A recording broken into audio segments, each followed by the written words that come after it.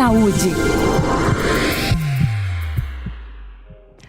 Olá, sejam muito bem-vindos ao Jovem Pan Saúde que está começando agora. Eu sou Lívia Zanolini e no programa de hoje vamos falar sobre depressão infantil. Um assunto ainda pouco discutido e que muitas vezes passa despercebido. E quem está com a gente hoje para falar um pouco mais sobre essa doença, tratamento e a possível relação com a pandemia é a doutora Priscila Dossi, médica psiquiatra, especialista em psiquiatria da infância e adolescência, e o doutor Marcone Oliveira, pediatra com especialização em neurologia infantil. Doutor Marcone e doutora Priscila, muito obrigada por ter aceitado o convite e estarem aqui com a gente hoje. Eu que agradeço. Muito obrigado. Vamos começar. Obrigada, doutor. Vamos começar então com a doutora Priscila.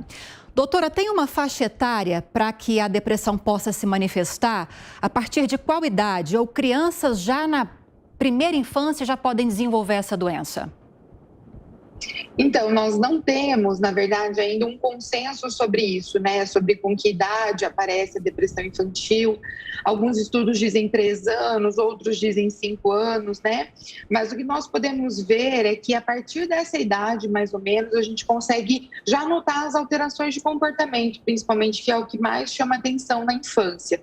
Né? E, na verdade, na adolescência é que nós temos os quadros geralmente mais preocupantes, porque quando nós temos quadros mais graves, que se associam muitas vezes até já com a ideação suicida, pensamentos, né? Então, na adolescência é o que mais chama atenção, mas sim, na primeira infância a gente já pode começar a notar algumas alterações, sim. E, doutora, que tipo de comportamento é marcante e que deixa os pais em alerta, ou que deveria deixar os pais em alerta? Você disse que é essa mudança de comportamento. A que os pais devem estar atentos? Então, no geral, o que nós dizemos realmente é a mudança de comportamento, uma mudança do padrão da criança. Então, muitas vezes, por exemplo, uma criança que sempre foi mais quietinha, mais tímida, de repente começa a ficar muito irritadiça, muito nervosa, mais agressiva. Ou uma criança que sempre foi muito extrovertida, brincalhona, interagia muito bem, muito social. Aí aquela criança que começa a ficar muito desanimada, que já não quer mais sair para brincar, às vezes quer ficar isolada no quarto, não quer sair de casa, né? Muitas vezes não quer ir para a escola, coisas assim. Isso são sintomas que, para os pais, para quem é mais, digamos, leigo, chame mais a atenção, né? Mas nós temos também outros sintomas que pode parecer sintomas assim aleatórios, por exemplo, uma dor de cabeça frequente, que não tem uma causa específica, uma dor abdominal, né, muitas vezes ali na região periumbilical, ou um enjoo, uma náusea, às vezes até muitas vezes vômito, aquele desconforto gástrico sem uma causa aparente. Tem crianças que são viradas do avesso em exames e não encontram nada, né? E no adolescente é que nós temos uma clareza maior de sintomas depressivos, mas também não necessariamente. O que eu digo assim, uma clareza de sintomas depressivos do que nós conhecemos mais popularmente. O choro, a tristeza, né? O desânimo, um discurso de maior desesperança, a gente tem mais frequente no adolescente do que na criança. Mas no adolescente nós também temos essas questões das dores inexplicadas, né? Que a gente fala uma somatização de sintomas depressivos, a irritação também pode estar frequente. A gente também tem o isolamento no adolescente, né? Então, assim, esses basicamente são os sintomas que mais chamam a atenção. Outras questões que nós também temos importante é em relação ao apetite e ao sono, né? Então, uma criança que dormia bem passa a não dormir bem, ou uma criança com sono excessivo, né? Na alimentação também segue mais ou menos esse padrão, a criança fica inapetente ou tem períodos de compulsão alimentar, até que você vê que não é fome, mas come, como se fosse para preencher alguma coisa, né? Fica comendo, muitas crianças até passam mal. Então, essas mudanças de padrão chamam a atenção para a gravidade e para um início de quadro também de depressão. Ok, doutor Marcone, a doutora Priscila estava explicando que os sintomas podem ser até físicos. Por que essa relação da depressão com os problemas físicos também? Um enjoo, uma dor de cabeça. Qual seria a explicação para essa ligação? Então, o que a gente tem que entender é que a criança, ela não sabe falar, contar os sentimentos que ela está tendo, né? Eu não sei falar que eu estou tendo tristeza, eu não sei falar que eu estou tendo um humor depressivo. Então, o que acontece? Ela somatiza, ela transforma aquelas características clínicas em outros sintomas, né?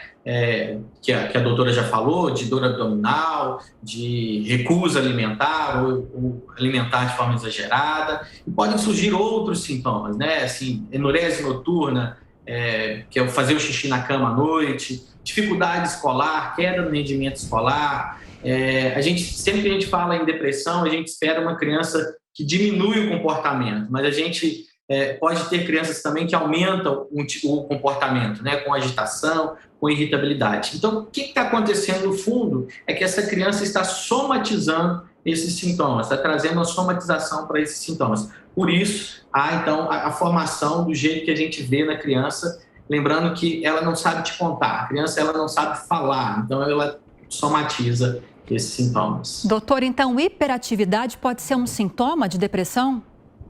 A agitação pode ser um sintoma de depressão, sim. Agitação, irritabilidade, agressividade. Lembrar que essa criança está em sofrimento, né? Essa criança está passando por um processo que é realmente um sofrimento. E o que ela faz? Ela tenta resolver esse problema de alguma forma. O corpo reage tentando resolver. E uma das formas de ela tentar resolver é ficando mais impulsiva, mais irritada e mais agressiva.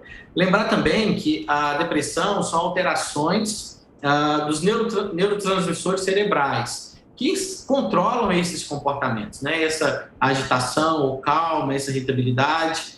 Então, isso está desorganizado e, inclusive, comportamento opositor também. A criança com depressão ela pode ter também alguns comportamentos de oposição.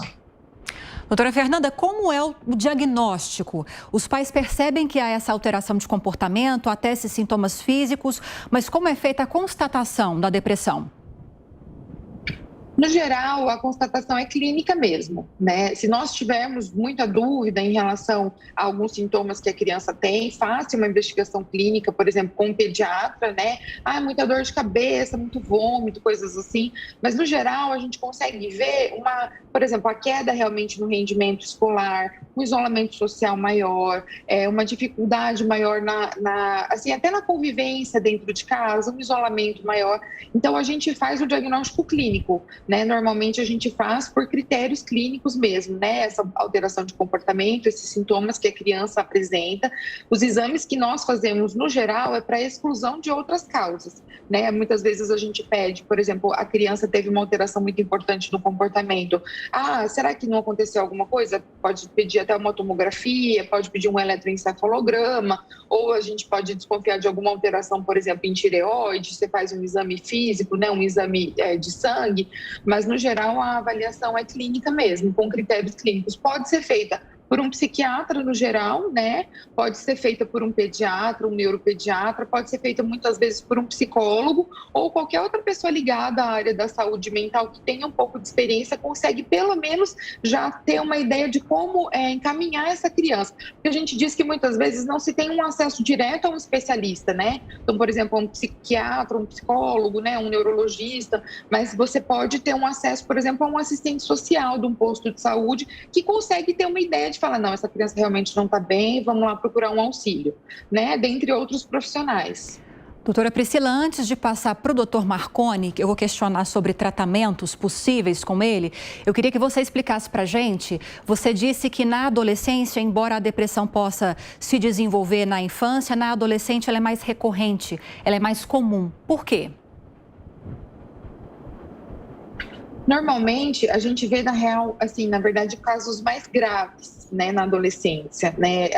Geralmente, o adolescente ele já tem um pouco mais de informação, ele já tem um pouco mais de maneiras de camuflar o que ele sente ou de não exteriorizar, ou também já pensamentos mais, digamos, desenvolvidos. Então, ele chega a ter os pensamentos ruins, que a gente diz os pensamentos suicidas, né? Então, é uma fase em que chama mais a atenção, tá? Mas, assim, lembrando que nem na infância, nem na adolescência, nem na vida adulta, ninguém desenvolve depressão se você não tem uma predisposição genética, além dos fatores ambientais. Então, a gente fala, por exemplo, muito da depressão na pandemia, né? Ansiedade na pandemia, mas a gente tem que lembrar que a gente tem, sim, um fator genético importante relacionado. Então, por exemplo, o histórico familiar é importante, histórico familiar de primeiro grau, principalmente, uma mãe, um irmão, um primo, um tio, alguém que tenha sintoma depressivo ou ansioso, porque a gente tem ali os mesmos neurotransmissores envolvidos, então é muito comum essas questões andarem juntas, né? A depressão e a ansiedade. Então, a gente tem a predisposição genética, além de ter essa questão que a gente diz ambiental, então algum fator desencadeante. A gente tem visto muito, por exemplo, a pandemia, com o isolamento, dificuldades financeiras, mudanças, né? Então, a gente tem isso como um fator ambiental. Doutor, a doutora Priscila falou em predisposição genética. A partir disso, me dá uma impressão que é possível prevenir. Antes de a gente falar de tratamento, eu já emendo essa pergunta sobre tratamento, mas é possível prevenir a depressão? Então, a gente sabe que existe uma herdabilidade genética de até 40%, né? Então, o que a doutora Priscila falou está correto. Entretanto, existe uma coisa que se chama estresse tóxico, que é o quê? Que é o ambiente causando esse estresse tão importante, tão grave, que se torna um fator de risco para transtornos psiquiátricos, entre eles a depressão. O que é o estresse tóxico? É quando a capacidade de lidar com o estresse imposto sobre aquela criança é tão grande que ela começa a somatizar, começa a ter outros problemas, e entre eles a depressão. Então, é possível prevenir? Sim, é possível prevenir à medida que eu faço uma diminuição do estresse tóxico dessa família. Como? Diante de uma criança que já tem uma predisposição, que já tem uma história familiar, eu tenho que evitar algumas coisas. Por exemplo, a doutora Priscila já falou do sono. Então, o sono é algo importante. Então, eu tenho que, na criança que tem chance de ter depressão, organizar a rotina de sono, com horário e tempo satisfatório, de acordo com cada idade. Eu tenho que controlar a exposição às telas, de acordo com a recomendação para a idade. Eu tenho que expor essa criança a maior tempo de qualidade com os pais, com a família. Eu tenho que orientar a escola quanto a essas possibilidades para nos falar. Eu tenho que intervir nessa criança de maneira que ela vá fazer atividade física, atividade de lazer e até mesmo técnicas de relaxamento, né? Mindfulness. Então, sim, é possível prevenir, sim, esse transtorno. Claro que existe uma heredabilidade, existe uma causa genética, existe um comportamento genético por trás, mas com o ambiente a gente consegue controlar, sim, muitos desses casos. E aí, eu gostaria de complementar que o grande problema hoje é a pandemia, né? A pandemia dificultou tudo isso aqui que eu acabei de falar, né? A gente teve, então, um bloqueio, né? A criança não pode ir para a escola, a criança não pôde ir fazer atividade física, a criança diminuiu o relacionamento social, o pai veio para dentro de casa, mas o pai começou a trabalhar dentro de casa e, por isso, diminuiu o tempo de atenção sobre essas crianças. Então, tudo isso gerou um aumento do estresse tóxico sobre essa criança e, provavelmente, a gente vai ver nos próximos anos o aumento do número de crianças com quadros de depressão.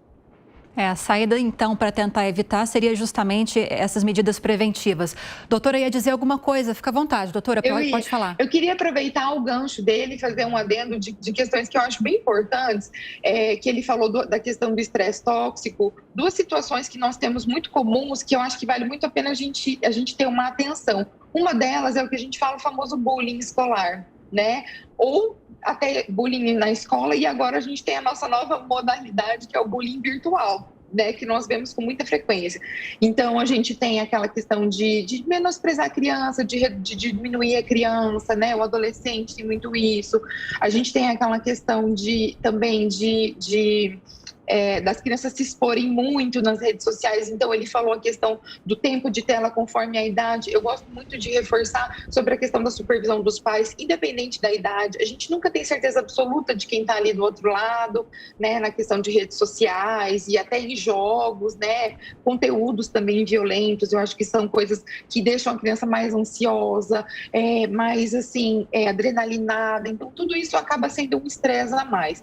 E nós temos também a questão do ambiente mesmo familiar. Eu achei bem legal ele ter falado a respeito da redução do tempo de qualidade, mas a gente tem uma coisa que a criança ainda não conseguiu desenvolver bem, que pode acontecer, de uma má interpretação que é muito frequente na criança, que é a questão da culpa.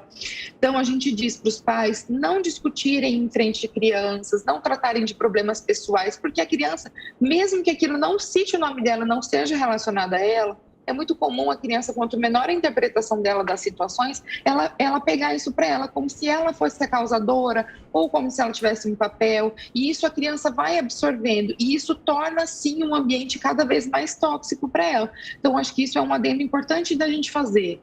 Com certeza. Doutor Marconi, a doutora Priscila falou do bullying virtual. Eu nunca tinha ouvido essa expressão, mas eu sei que isso é um fator de risco também para a criança, para o adolescente desenvolver a depressão, principalmente nos tempos modernos, né, nesses últimos anos. Além da supervisão que ela explicou para a gente, a limitação do tempo de exposição também é importante? Da disposição que eu digo às redes sociais, à internet, enfim.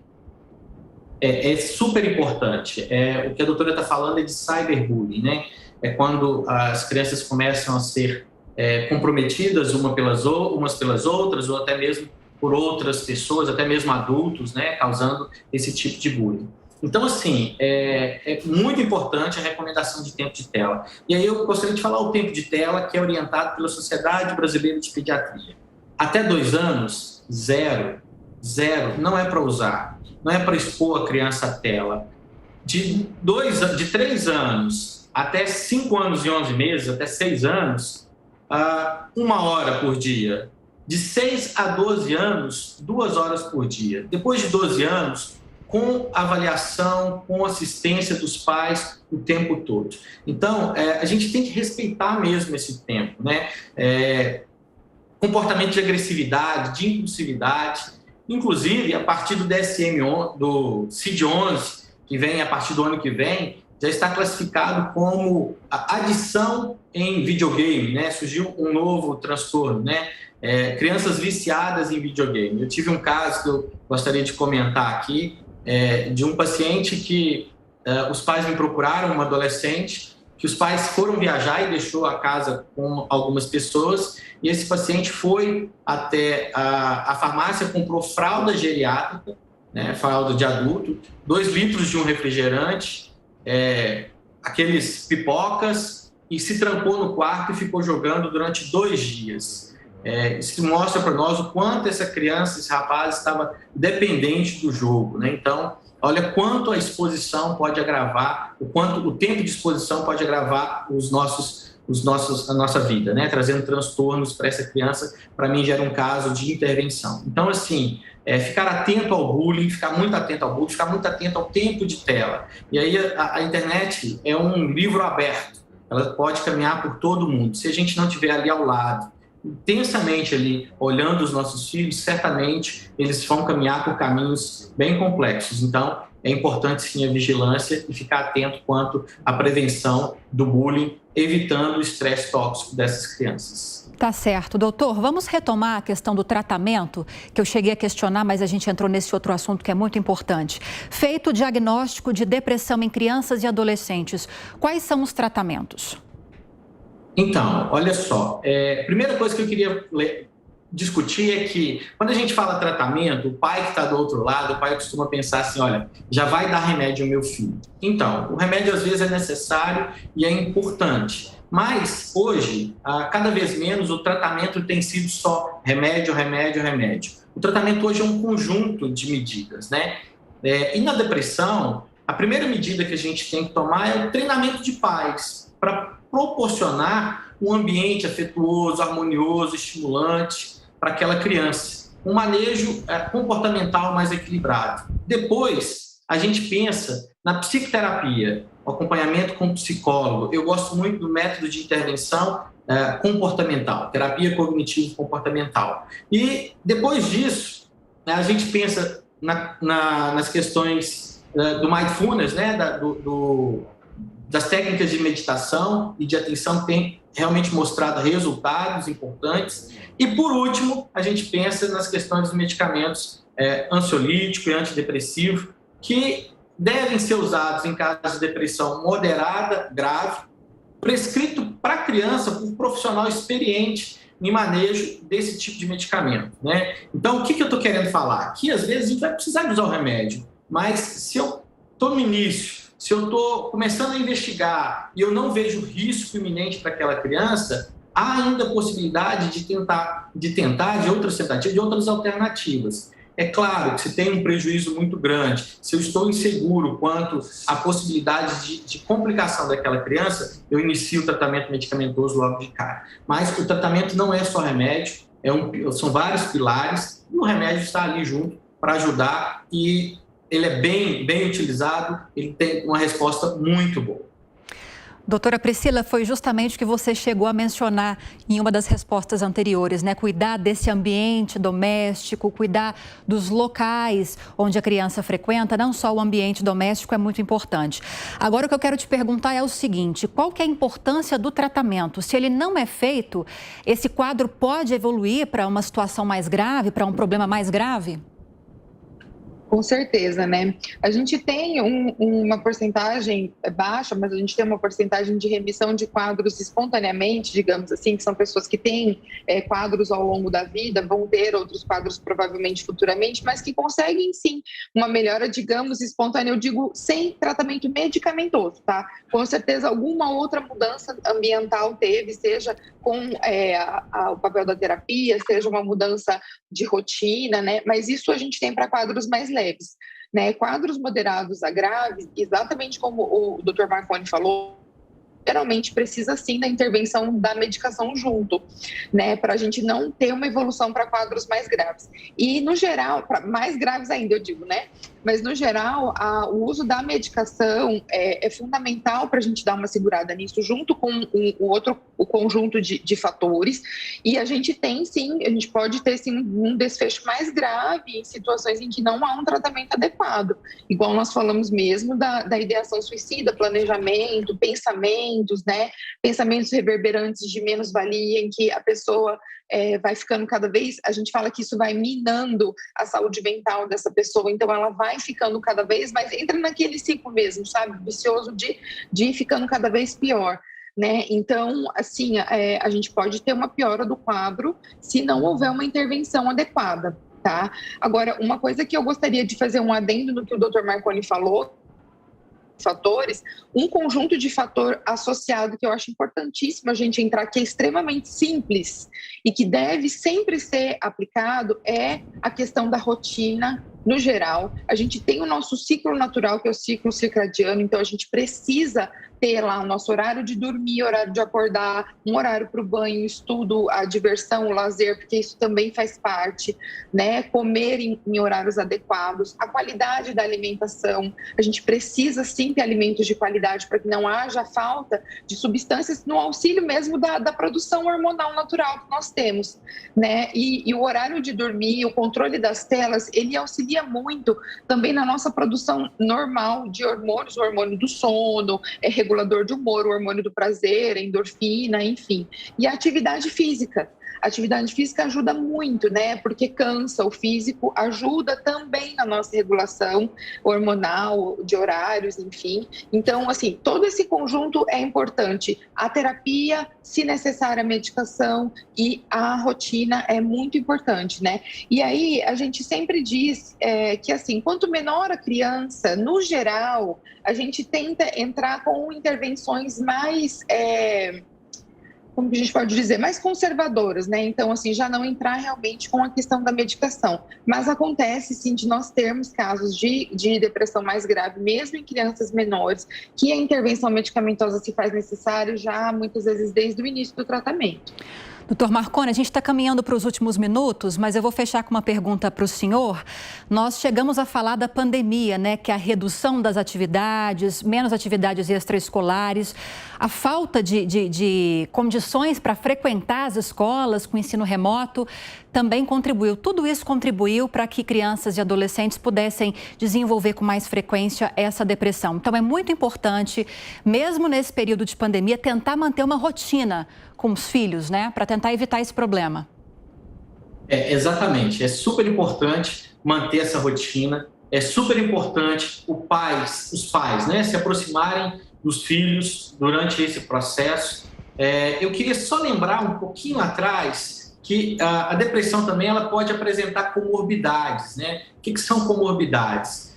A possibilidade de ter um outro transtorno quando eu já tenho um transtorno de base. E aí eu queria falar do transtorno da ansiedade, do abuso de álcool, do abuso de substâncias, né? Álcool e drogas, do TDAH, que é muito falado, do transtorno opositor desafiador, do transtorno de conduta, e muitas vezes assim, ele só é ansioso, ele só tem déficit de atenção. E aí vai ver por baixo, a gente tem um quadro de base mais importante do que esse que a gente está vendo só superficialmente. Então, ficar atento a essas comorbidades e realmente é bem importante a família se organizar em volta da criança, a família ter a organização de rotina do sono, do conteúdo de tela, de autocuidado, ter rotina, né? Eu brinco, Lilian, que até o Pequeno Príncipe, lá de Saint-Exupéry, gostava de ter rotina, né? A raposa fala com o Pequeno Príncipe assim, olha, quando você vier me visitar, você vem lá pelas 4, porque pelas 3 eu já estarei ali te esperando, vou ficar feliz. Mas se você chega a qualquer momento, eu vou ficar ansiosa, eu vou ficar estressada e não vai dar certo. E a nossa vida também precisa de rotina e a criança mais ainda, né? Nós temos realmente que ter rotinas para as nossas crianças, todo mundo gosta de rotina. Fazendo isso, a chance de complicação de um quadro, de uma gravidade, diante de um diagnóstico de depressão, certamente irá diminuir só com a presença da família, só com a organização da vida daquela criança, diminuindo o estresse tóxico em volta daquela criança. Eu digo que eu, aos 33 anos, sou viciada em rotina, então eu compreendo completamente o que você explicou, doutor. Doutora Priscila, doutor Marconi, muito obrigada pelas explicações, pela participação hoje. Eu que agradeço. Obrigada mais uma vez pela participação de vocês. E o Jovem Pan Saúde fica por aqui. E é claro que eu agradeço também a sua companhia de sempre. Espero que tenha gostado do conteúdo de hoje. Se quiser rever essa e outras entrevistas, é só acessar o canal Jovem Pan Saúde e também o aplicativo da Panflix para Android e iOS. Um grande abraço para você e até a próxima. Saúde.